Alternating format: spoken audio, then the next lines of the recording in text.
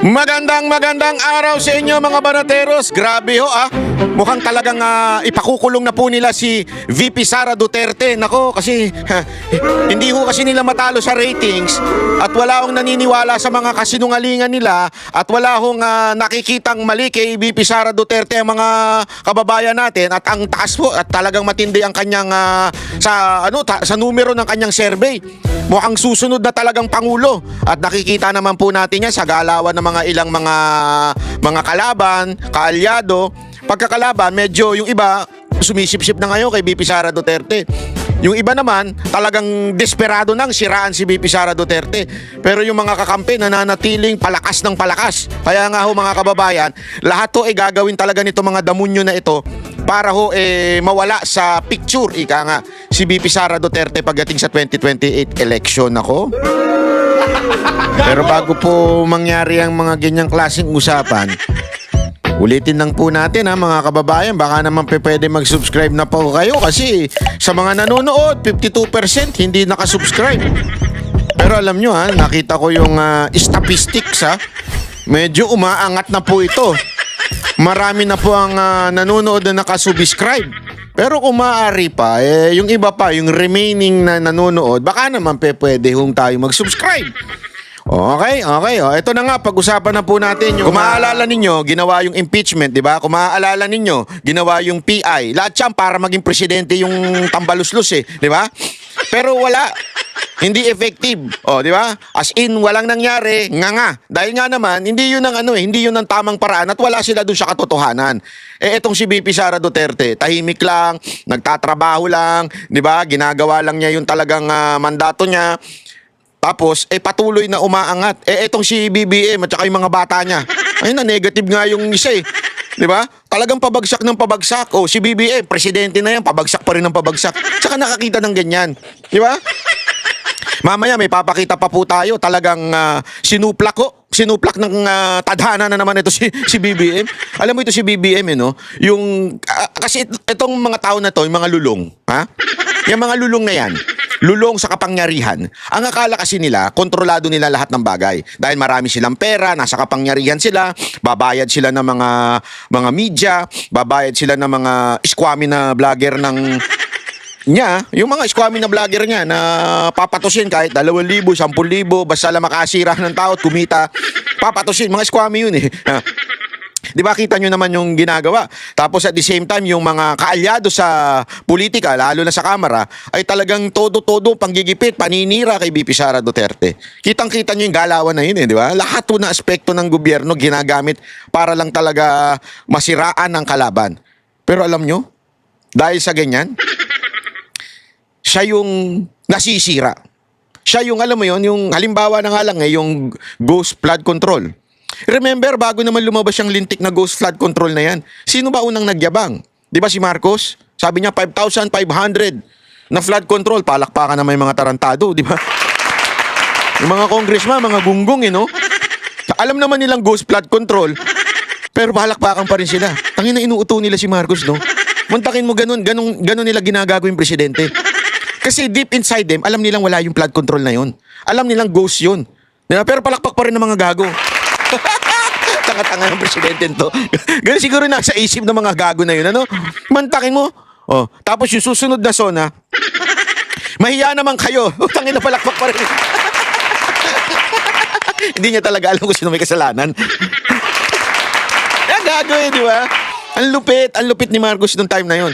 Ano nangyari kasi after the 5,500 announcement, kinabukasan, binaha, di ba?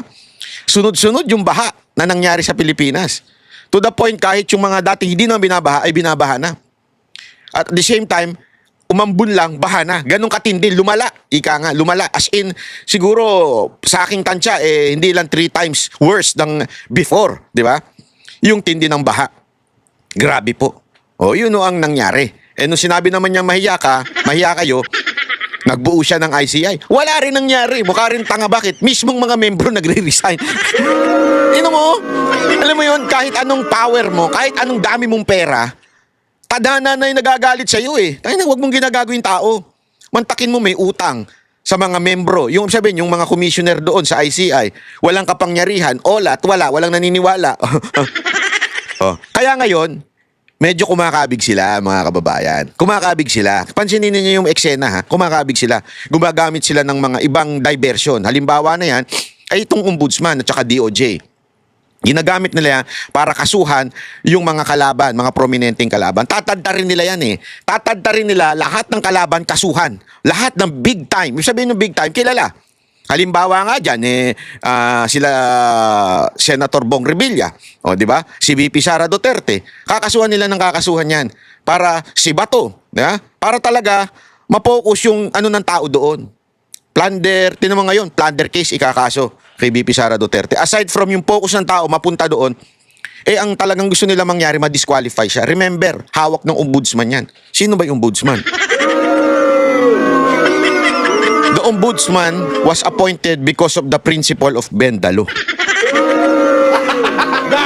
Literally, bend the law. Bakit? Tandaan ninyo, merong pending case si Remulla bago siya na-appoint as ombudsman, which is bawal na bawal yun. Tapos ang daming conflict of interest. Alam naman po natin ang pamilya Remulla.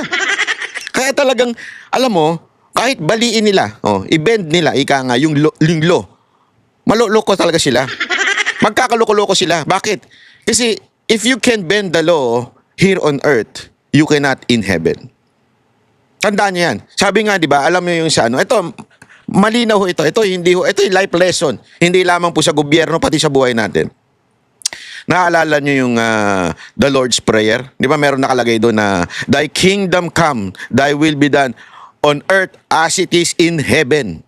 Anong ibig sabihin po nun? Malalim po yun. Hindi lang po yun ay isang panalangin na minemorize natin nung bata natin, tas sinasabi natin pag natatakot tayo o whatsoever.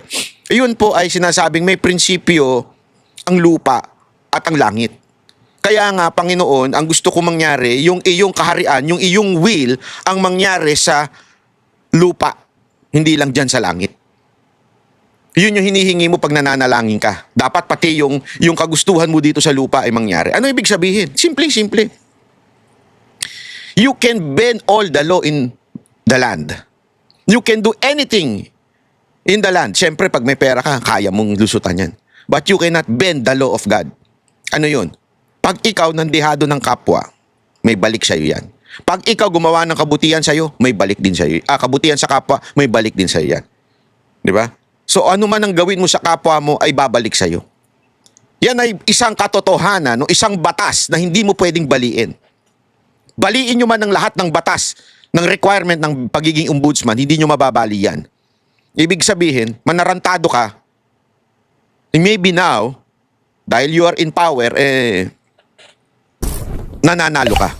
But eventually, all secret will be revealed. Lahat po. Kaya nga ngayon, kita ninyo, yung sikretong ghost control project, lumalabas na. Di ba? Nakikita niyo yan. Sabi ko nga sa inyo, ako mismo naka-experience niyan. Bakit kanyo? Nung tayo ay bumatikos kay Zaldico, naalala nyo? Yung, ano yun kaya niya ako dinimanda dahil dito diniscuss ni Joel Villanueva, Senator Joel Villanueva, yung laptop scam na nangyari, laptop scandal na nangyari, at the same time yung flood control. Diniscuss niya in his privilege speech sa Senado. Tayo, nireaksyonan natin. Sinasabi natin na, hoy, Zaldico, panagutan mo to, sagutin mo yung sinasabi ni akusasyon ni Villanueva, sagutin mo ito, totoo ba ito? Alam mo ginawa nung mama? Kinasuhan ako, pinahirapan ako. Kasi ganun naman ang purpose nila Kahit walang kwenta yung kaso, pahihirapan ka lang nila. Di ba? Ganyan sila kagago Pahihirapan ka, so kinasuhan ako. Kinasuhan ako doon sa kanyang probinsya para magastos para sa akin, magastos para sa abogado ko, at mahirapan ako. Yan ang kanyang purpose. But lo and behold, because tayo'y nanindigan lang doon sa katotohanan. Now, kitang-kita nyo yung nangyayari sa kanya, mga kababayan. Nakikita nyo? Nakikita nyo? Ngayon, tinanggalan na siya ng passport. Mamaya, ibabalita natin yan. Tinanggalan na siya passport at hinahunting na siya ngayon. Siya na ang nawawaran. Yung inisip niyang ako ay makulong at mawaran, siya ang nawaran. Kasi nga mga kababayan, ito hindi pagyayabang. Hindi ho ito pagmamalaki. Ha? Ang lagi ko lamang po sinasabi kasi, pag ikaw gumawa ka ng mali sa kapwa mo, nandihado ka ng kapwa mo, may balik sa iyan. Tandaan mo, may balik lagi sa yan. Ganyan ang ginagawa ngayon kay VP Sara Duterte. Okay, go. I-push nyo yan ng i-push. Kung yan ang talagang paraan ninyo para lokohin ang taong bayan, bahala kayo. Dahil darating ang panahon, may bawi dyan ang Diyos. Kung hindi totoo yung mga inyong mga paratang. Kasi tandaan ninyo don't forget this. Ganyan din naman ang ginawa nung kay Pangulong Duterte noong 2022. Siniraan siya ng siniraan. Sa babae, sa may bank account, lahat sinira sa kanya. Anong nangyari? Landslide, presidente yung mama. Na isang probinsyano lang, sabi nga niya, lagi niya sinasabi, isang probinsyano, isang taga Mindanao lang ako. First time nagkaroon ng presidenteng ganito. Totoo eh. Bakit? Tao. Ang nakarealize, kinakawawa itong maman to. Yan ang ginagawa nyo ngayon kay VP Sara Duterte. Huwag kasi kayo magpabulag kay Trillanes. Tanga yan mula noon pa. Mahina ang kukote niyan. Hindi wala akong biro. Mahina po ang kukote niyan. Kaya wag ho kayo nagpapaniwala ho dyan. Eto panoorin nyo. Siya ho may pakana nitong, may pakana. Siya ho na naman yung sinasabi niya may plunder eh. Ito. Pasok. May magsasampa raw ng kasong plunder kay Vice President Sara Duterte ngayong linggo. Ayon po yan sa dating senador at kilalang kritiko ng mga Duterte na si Antonio Trillanes. Sa programang Sa Totoo Lang ng 1PH, sinabi ni Trillanes na magbubula raw sa mga miyembro ng simbahan at civil society groups ang naturang kaso. Dahil daw ito sa maanumalya umanong confidential funds ng bise at iba pang issue sa opisina ng Office of the Vice President. Sinabi rin ni Trillanes posibleng mabunyag ngayong linggo ang mga nakaw-ubanong yaman ni VP Sara. Ang Ombudsman kasi at ang Anti-Money Laundering Council, meron silang memorandum of agreement na pwede silang magbigay ng flag transactions. Yun ang ngayon ang magiging tulay para dyan sa pag-expose na yung mga bank accounts na yan. Makikita nyo, bilyon-bilyon ang ninakaw ni Sara Duterte. Ayan, kitang-kita nyo, Bilyon-bilyon ang ninakaw ni Sara Duterte. Ito, yung taong laging galit sa mga Duterte, dahil alam naman po natin na siya ay, sabi nga ni Pangulong Duterte, tinanggihan nung siya ay nag-a-apply bilang Vice President niya nung 2016 election. So sa madaling bitter to. At ang gustong palabasin nito ay yung siya yung nagre-reveal ng mga corruption. Pero, never nagsalita ito nung flood control project. Wala ho ito. Naglaho siya. Doon sa issue ng flood control project, naglaho siya. Kung talagang concern siya sa bilyong-bilyong corruption, bakit hindi siya nagsalita doon? Doon, hindi lang bilyon, trilyon nga, sabi nung isang commissioner ng ICI. Trilyon nga yun, ninakaw doon . Dito, bilyon-bilyon, pero concern na concern siya. Ganyan nung si Trillanes. At alam naman po natin, si Trillanes din, ang naglabas noong BPI account di umano ni Pangulong Duterte, na eventually, napatunayan ng abogado ni Pangulong Duterte na si Sal Panelo na peke yung mga account na yun, di ba? At ang akala niya, maniniwala ang tao kasi alam niyo ginawa niya, last minute niya. Last 2 minutes actually, doon nataranta ang campaign team ni Pangulong Duterte kasi last 2 minutes, nagpakalat ng fake news si Trillanes. Ito talagang operator ng fake news . Nagpakalat po siya ng fake news. Sabi niya, ganito. Wala nang time para sumagot. Buti na lang, nakausap ni Sal Panelo ang BPI. Kasi yun yung BPI account . At last minute, nahabol na ilabas sa taong bayan na peke ang bank account na sinasabi ni Trillanes. At take note, ladies and gentlemen, hindi lumabas sa media yan. Buti na lang nandun ang SMNI noon at nang naglabas niyan, yung SMNI. At the same time, nasa social media, so kumalat sa social media. Ganong kalupit po yun. Munti ka nilang manipulahin lahat ng katotohanan and yet lumabas pa rin. Kaya nga sinasabi ko nga sa inyo, ito na namang style ni Trillanes. Ayaw niya pang sabihin na siya. Ang sinasabi niya yung keso mga church people daw ang magsasampa ng plunder. Bakit ba? Ano bang meron dito sa plunder? Kasi pag ito, nahatulan na guilty ng Sandigang Bayan o yung korte na didinig sa kaso na to, ay maaari pong sabihin nila na hindi na pwedeng tumakbo si Vice President. Matatanggal siya sa posisyon at ewan ko kung matatanggal siya sa posisyon kasi ang alam ko impeachment lang makakatanggal sa kanya. Pero yung guilty na ay maaaring hindi na po siya makakatakbo bilang Vice President kung sakasakali. Pero alam niyo, hindi naman po atat na atat si VP Sara Duterte. May balita nga kami. So, ayaw niya talagang tumakbo ng 2028. Sabi niya, tatapusin na lang niya talaga yung term niya, tas ayaw niya. Eh, alam naman po natin si VP Sara Duterte, pagka nagsalita yan, hindi yan yung buladas eh. Pag sinabi niya, sinabi niya. Pero alam mo, I think, destiny is destiny. Kasi di naman negosyante yan o kung ano man eh. So doon lang po yan sa gobyerno. Mga kapatid, Ruth Cabalco para sa So ayun po, yun po yung balita na kakasuhan si VP Sara Duterte. Nako, grabe, no? Ang lupit talaga. Alam nyo kung bakit nilabas yan ngayon? Hindi, alam nyo kung bakit nilabas yan. Kasi may bagong balita ngayong araw na ito na hindi lumabas sa ibang malalaking channel. Ito po, ha? Pakita ko sa inyo. Ito.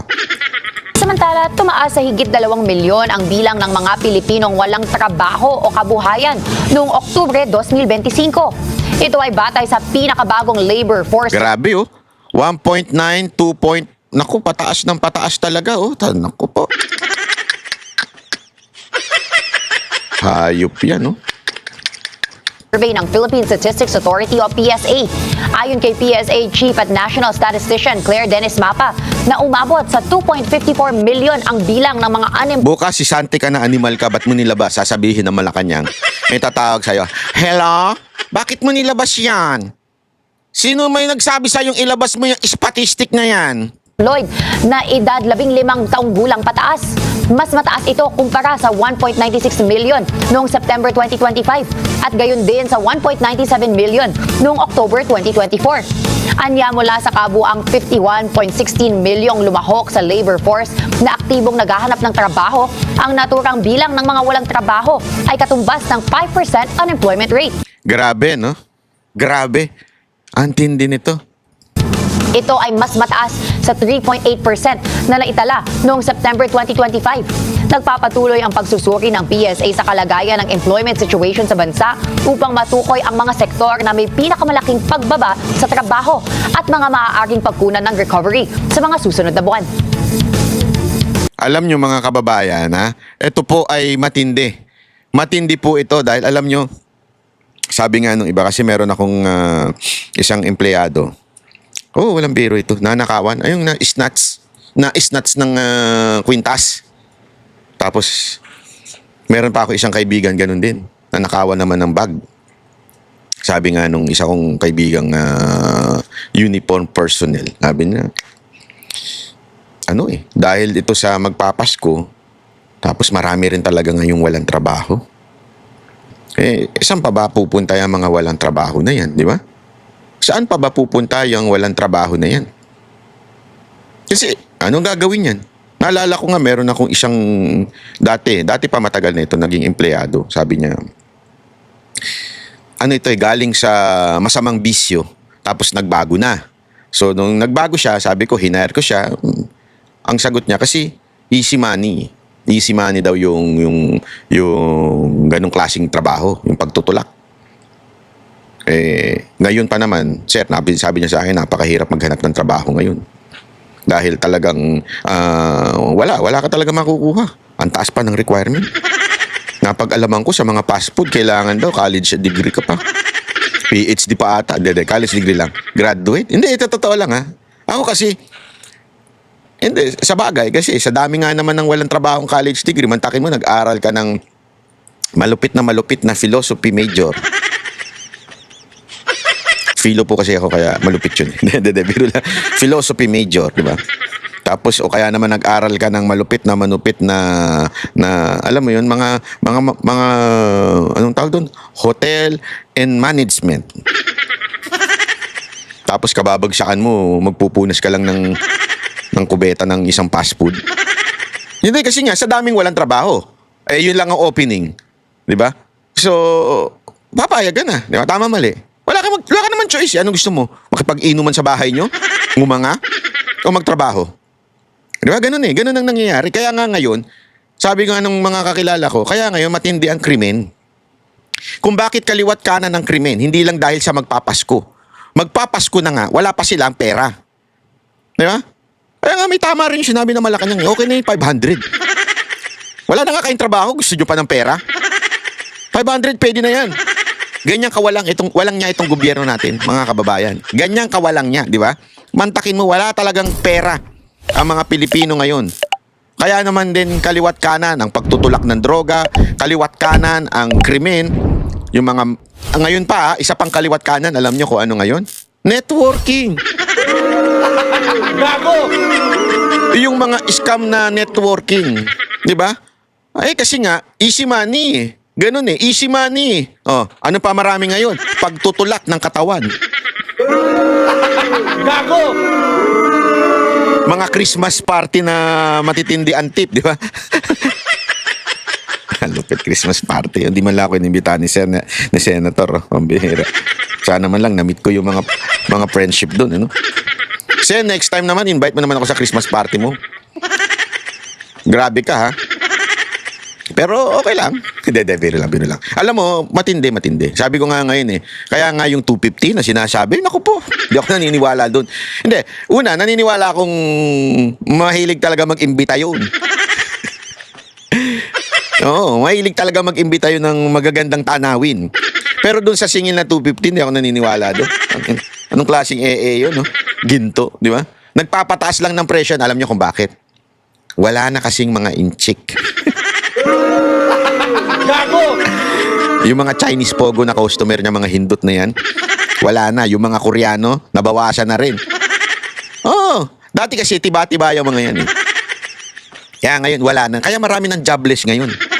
Kaya pumupunta na lang sa blowjobless nila ngayon. Totoo! Ang dami niyan, sobra. Diba? Kaya nga alam nyo mga kababayan, ito sinasabi natin ha, itong ginagawa ng gobyerno na ito talagang nakakapikon. Bakit? Mantakin mo ha, ang tindi ng problema ng bayan natin. Nagtataasan ang presyo. Tumataas ang bilang na walang trabaho. Diba? Isipin nyo yan ha. Tapos ang focus pa ng gobyerno, si VP Sara Duterte. Saan ka nakakita? Hoy Marcos, makinig ka. Makinig ka sa akin, ha? Hoy Marcos. Ha? Hoy, kung ako sa'yo, ha? Kesa na siraan mo ng kalaban mo para tumaas ang ratings mo, alam mo gawin mo? Magtrabaho ka na maayos. Padamihin mo trabaho ng mga Pilipino. Pababain mo ang presyo ng bilihin. Magkaroon ka ng positive na, alam mo yun, na result sa gobyerno. Tataas ang ratings mo. Pero yung akala mong paninira ninyo sa mga kalaban nyo sa politika, itataas kayo. Hindi mangyayari yun. Kahit ma-disqualify nyo pa si VP Sara Duterte, hindi pa rin mangyayari na iboboto kayo ng taong bayan. Wala nang naniniwala sa'yo. Siguro mga 1% na lang ang naniniwala sa'yo. Yan ang totoo. Mga 1% na lang ang naniniwala sa pamamahala mo. Yan ang totoo. Kahit sinong itanungin mo sa karsada eh. Oh, masaya kayo ngayon? Kesa nung last administration? Ang sasagot nila, ayaw nila ngayon talaga. Gusto na nila ng pagbabago. Wala pang kakakalahating taon pa lang. Wala pang pang-4 na taon o pang-5 taon. Gusto ka na nilang isuka. Yan ang totoo. Tapos, eto pa matindi. Ha? Bobolahin mo pa yung mga tao. Bubudulin mo pa. Hindi, walang biro. Tingnan nyo kung gano'n niya budulin yung mga tao ha. Nung birthday niya, ano ang kanyang Christmas birthday wish? Hey sir, maybe no po sir kung ano yung wish ninyo sa gitna ng mga isyong kinakaharap ninyo ngayon. Hindi naman nagbabago yung mga birthday wish ko mula nung simula hanggang ngayon na naging Pangulo ko. Ano? Dumami ang ano? Yun na nga, maging maayos ang buhay ng bawat Pilipino na maituloy natin lahat ng ating proyekto para matulungan lalong-lalo na yung mga mahihirap. At ganun pa rin, hindi talaga nagbabago. Sana maabot natin yung aabutin natin yung aking pinapangarap na wala nang gutom na Pilipino. Yon. Gago! Tingnan mo kung paano mambudol itong presidente to. Mantakin mo. Di ba? Ganyan pa rin yung mga lengguwahe niya. Ito yung nakaraang video ha. Ito lang huling birthday niya. Sana nga, huli na yan eh. Hindi, huli na sa taon na ito. Next year na uli. Alam naman, taon-taon may 2 birthday. Diba? Siyempre, laging yan ang wish ko sa mga magbe-birthday. Sana huling taon nyo na. Ngayon, yung pag-celebrate. Next year na uli. Okay? Next year na uli kayo mag-celebrate. Wag naman yung araw-araw kayo nag-celebrate. Kasi may ganyan eh. Baka akala ninyo, may ganyan yung araw-araw na nag-celebrate ng birthday. Punta kayo sa mga inuman.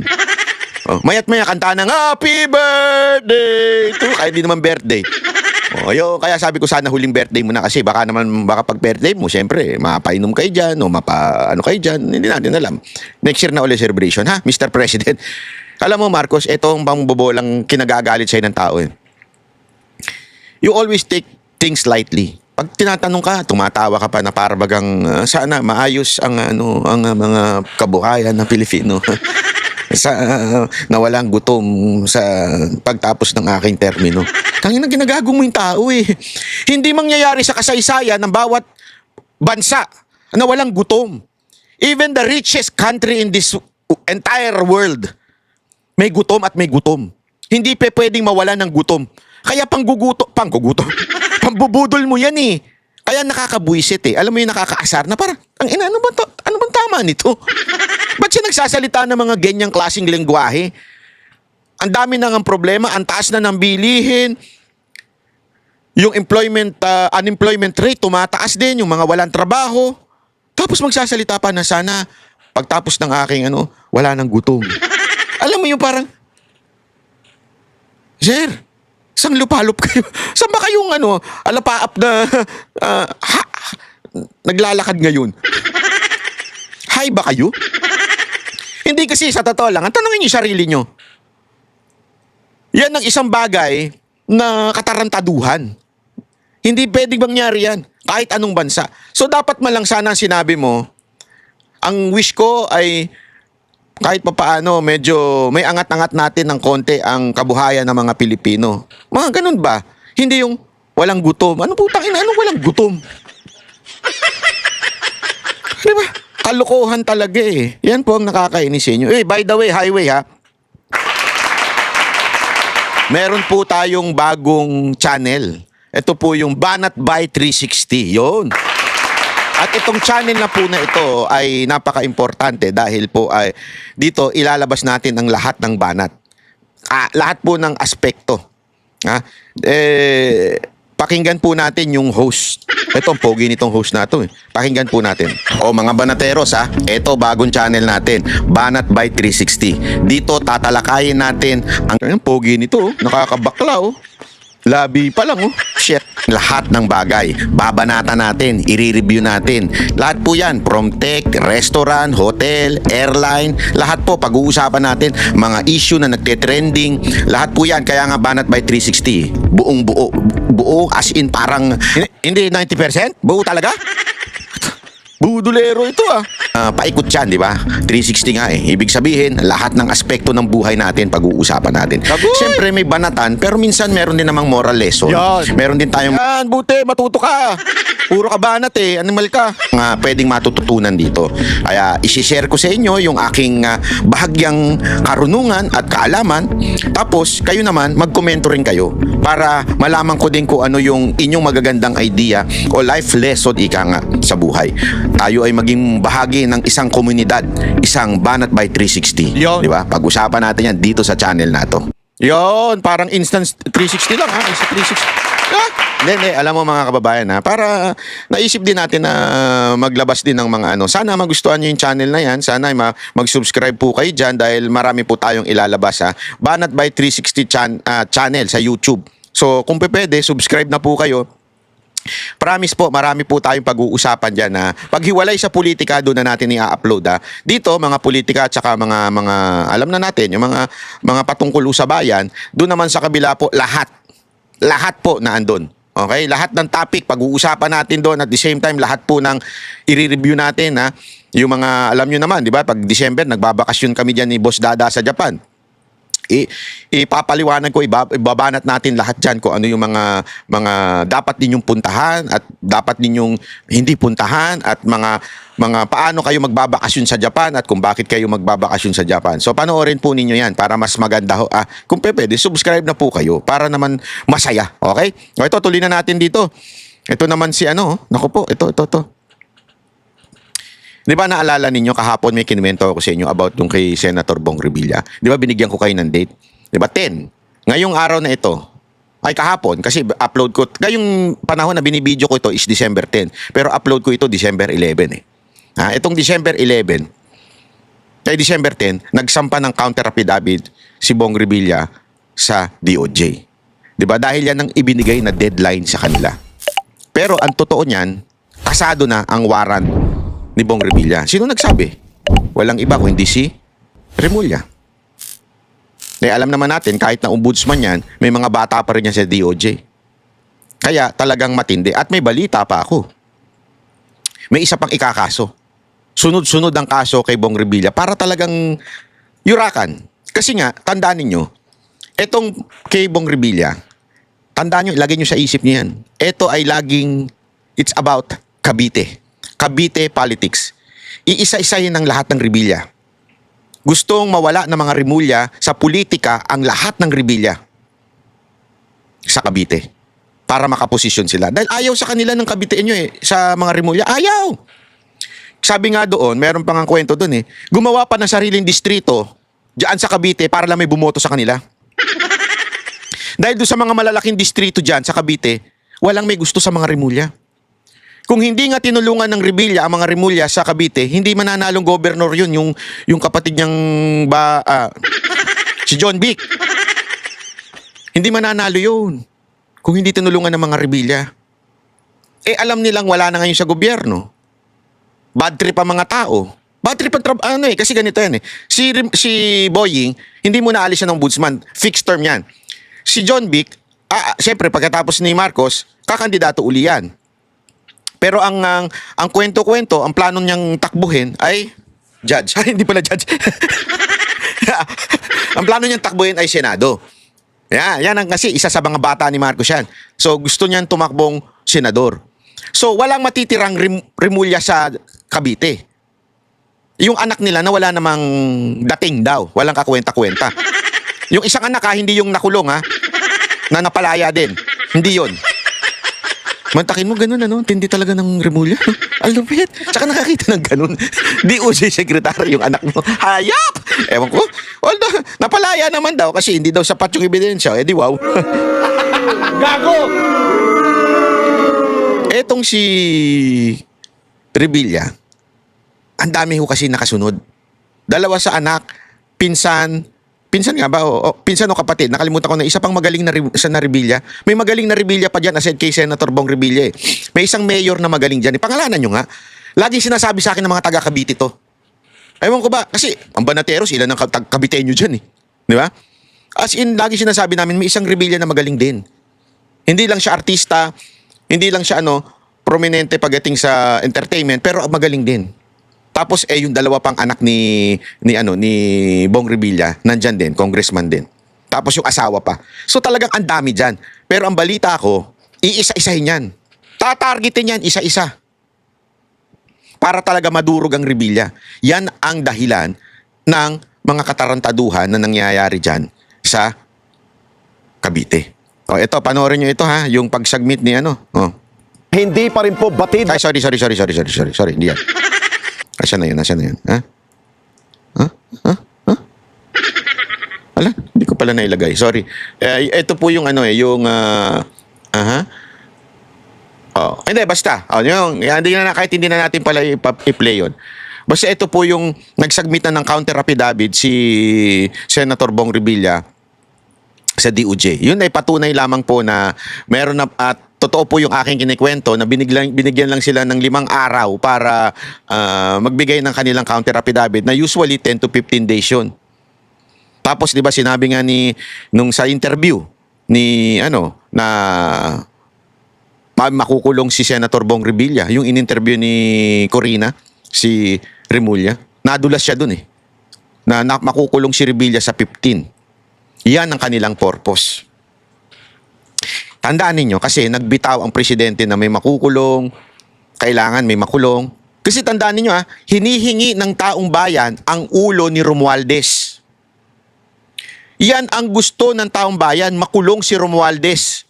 Hindi si Revilla, hindi si Bato, hindi si VP Sara Duterte.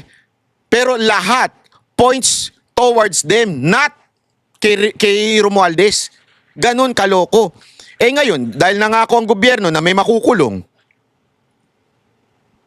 kailangan talagang may makulong. Kaya ihahabol nila bago magpasko na makulong si Senator Bong Revilla. Ganong kalupit. Kaya nga alam nyo mga kababayan, magbantay ho tayo dito ha. Magbantay po tayo dahil delicates po ito. Ito yung sinasabi nating pag hindi ho ito mabantayan, aabusuhin po nila. Para lang mapagtakpan na makulong si Romualdez. Alam nyo mga kababayan, ang gusto namin makulong si Romualdez, hindi ho kung sino-sino dyan. Aanuhin namin si Revilla, alam naman natin politika lahat ng labanan dyan. Oh, di ba? At ito pa ngayon, hinahabol pa nila. Sino? Si Zaldico. Kanselado ng passport ni dating Congressman Zaldico, isa sa mga akusado sa flood control scam. Mismong si Pangulong Bongbong Marcos ang nag-anunsyo nito. Live mula sa TV5 Media Center, nangungun sa balita si News 5 Palace correspondent Maricel Alili.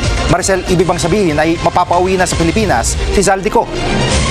Alam mo, Gigi, yan ang nais mangyari ng Malacanang. Maibalik na nga dito sa Pilipinas si dating Ako Bicol Party List Representative Zaldico. Pero alam naman natin na hindi ganyang kadali yan dahil kailangan pang makipag-coordinate ng ating bansa sa Interpol nang sa gayon makapag-issue ng red notice at makatulong para maibalik dito sa Pilipinas ang dating kongresista. Pwede rin siyang mapadeport kung makita na meron siya mga violations doon sa mga immigration law. Pero kung matatandaan natin, Gigi, just a few days ago, nagsagawa rin ng press briefing si Interior Secretary John Vic Remulla doon din sa Malacanang. At doon niya sinabi yung posibilidad na baka nga hawak na ni Zaldico yung Portuguese passport, baka nga roughly around 7 years. Hawak na raw niya yan, di natin alam. Pero ang sabi nga dyan ni Secretary Remulla, kung matatandaan natin, pwede naman daw na makipag-coordinate din ang Philippine government sa Portugal nang sa gayon makatulong din sila na maibalik dito sa Pilipinas ang nasabing mambabatas. Wala tayong extradition treaty dyan sa Portugal, pero umaasa ang DILG na mangyari yan yung nangyari doon sa Timor-Leste. Kung matatandaan kasi natin, si Ano ba yan? Ba't Congressman ganyan ka magsalita? Reporter ka nung Lesche.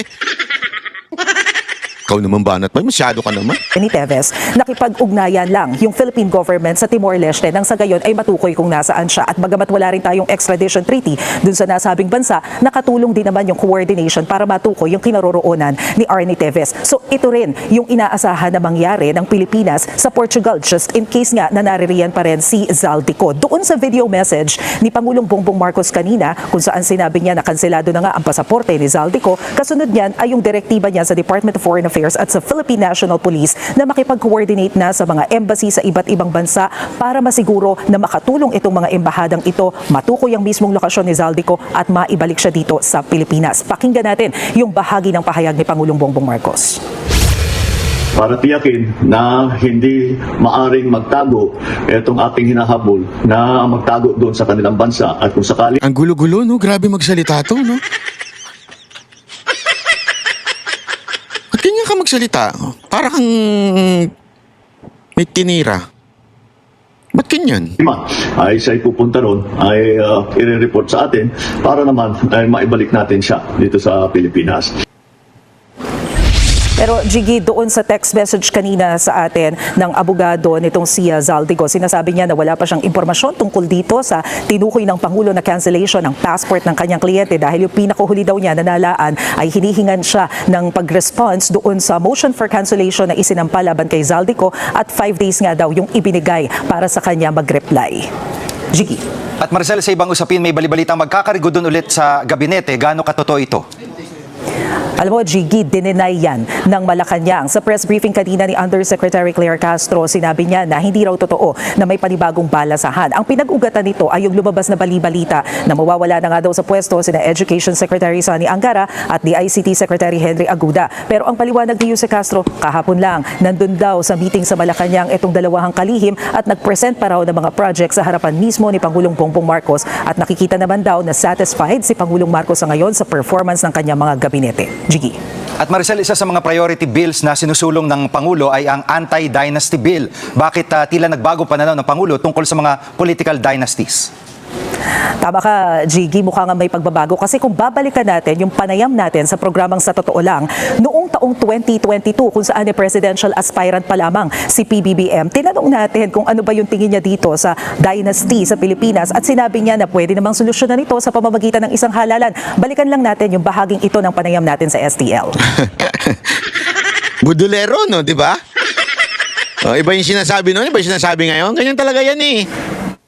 Political dynasty, should it be declared as illegal? Well, first you have to define what a political dynasty is and why. Are you going to create? Why are you going to? Is there a good reason behind making it illegal? There's a good reason, and the people vote for that. And, what will you do? Yun ang gusto ng tao. Why will you make them illegal? We have a very good anti-dynasty rule. It's called an election. Pero ngayon, Gigi, iba na kasi yung senaryo. Ang paliwanag ni Jose Castro, nagkakaroon na kasi ng pagbabago sa ating political landscape. Clearly, may mga politiko raw na umaabuso na sa sistemang ito. Kaya gusto nang ipursige ng Pangulo yung pagpasa dito sa nasabing panukala. Pakinggan natin yung sinabi ni Jose Castro. Ang nais ng Pangulo, mas lumakas ang kapangyarihan ng taumbayan at hindi ng iilamang pang abusong politiko. Kagaya nyo. Ayun, ang totoo. Nais ng Pangulo Gusto kong tumakbo senador to, no? Claire Castro, tumakbo kang senador. Oo, walang biro. Mananalo ka. Mananalo ka. Mananalo ka sa mga vlogger mo. Yung mga vlogger mo? No, may sarili kayong vlogger dyan. Sigurado iboboto ka. Mananalo ka sa kanila. Baka tapwang ka pa. Oh, mantakin mo. Pagka nanalo ka, baka malaman na natin yung vote dyan sa loob ng PCO. na ang taumbayan ay makapamili ng liderato ng naaayon sa merito at hindi sa apelido.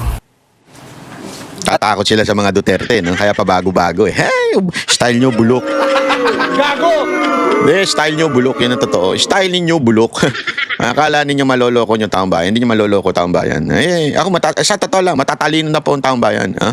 Matatalino na po ang taong bayan. So, wag ho kayong bibitaw. At talaga nga namang ito ay atin pong ang tawag ito, bantayan. Kasi itong nangyayari, talagang lahat po ito, apaka-obvious. Ang taong bayan hinihingi ang ulo ni Romualdez at ulo ni Marcos na makulong. Hindi kung sino-sino. Siyempre, kasama si Saldi ko. Ako gusto ko makulong yun. Talagang gusto ko makulong yun. Gusto ko makulong yun. Kung pwede, ngayon na asap. Pero more than that, dapat si Romualdez at